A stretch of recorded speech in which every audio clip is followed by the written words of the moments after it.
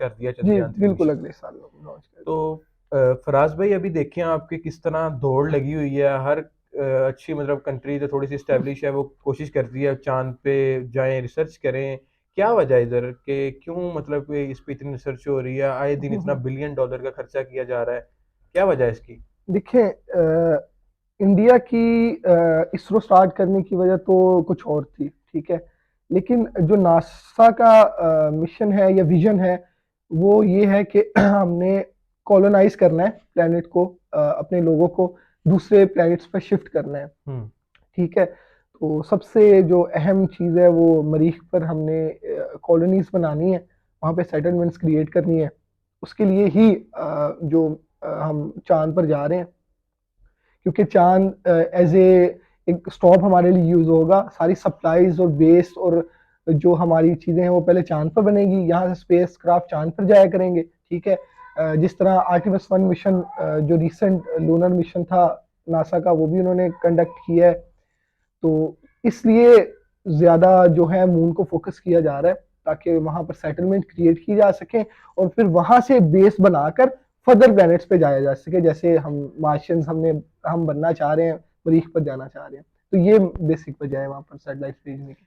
जी फराज भाई, हमने अपने प्रीवियस मिशंस की जो अभी तक चल रहे हैं, मून हम्म, पे हो गए हैं, या जो भी स्पेस की भी ऑर्गेनाइजेशंस कर रही हैं उसकी तो काफ़ी बात कर ली। हम्म, क्या कोई आने वाले फ्यूचर में भी कोई ऐसा जी मिशन जी। कंडक्ट हो रहा है? जैसे मीडिया पे अभी कुछ दिनों पहले मैं पढ़ रहा था, न्यूज़ ट्रेंड कर रही थी कि नासा ने इंफॉर्मेशन मांगी है इसरो से कि ह्यूमिडिटी बताएं, टेम्परेचर बताएं, क्या चल रहा है मून पे। तो इसका मतलब है कोई बिहाइंड द सीन्स कोई स्टोरी पक रही है। जी बिल्कुल, स्टोरी तो नहीं, बहुत सारे मिशंस पकड़े हैं।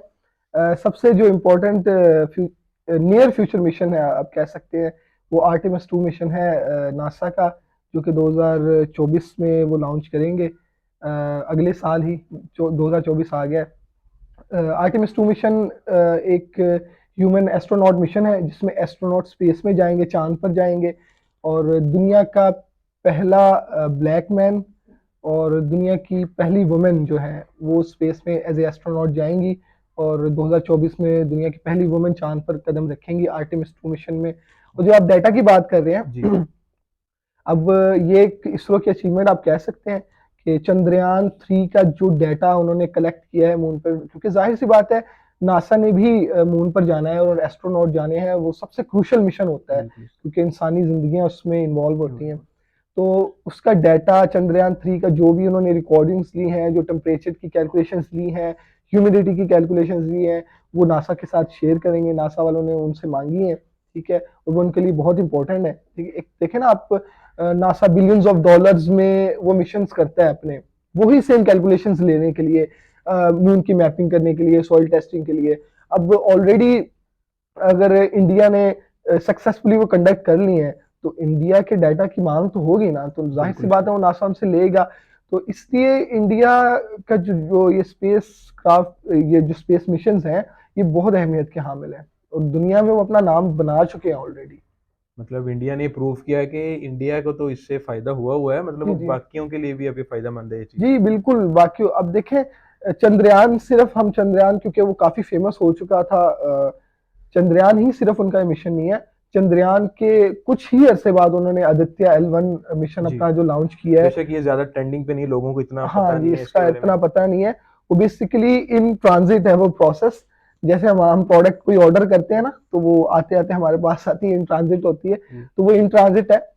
जो स्पेसक्राफ्ट, जो सैटेलाइट उन्होंने लॉन्च की है आदित्य L1, वो लंग्रांज पॉइंट पर अभी जा रही है। 1.6 मिलियन किलोमीटर दूर है वो लंग्रांज पॉइंट। तो जो वो भी। अभी जा रहा है, वो एक्सपेक्टेडली 8 जनवरी को अपने पॉइंट पर, अपनी डेस्टिनेशन पर पहुंच जाएगा और अपनी स्टडी स्टार्ट करेगा। तो अगर ये पॉइंट की जो आप बात कर रहे हैं, जी ये जी। पॉइंट क्या चीज़ है? मतलब वो सूरज के अगर ज़्यादा पास गया तो मेरे ख्याल में जी जी। उसकी हीट से बर्दाश्त नहीं कर सकेगा, तो किस तरह हाँ, वो उन्होंने इस तरह बनाया रेजिस्टेंट?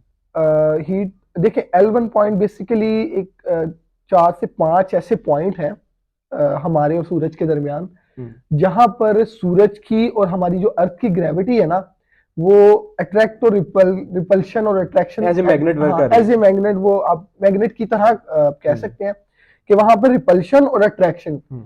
वो एक दूसरे को कैंसिल कर देती हैं।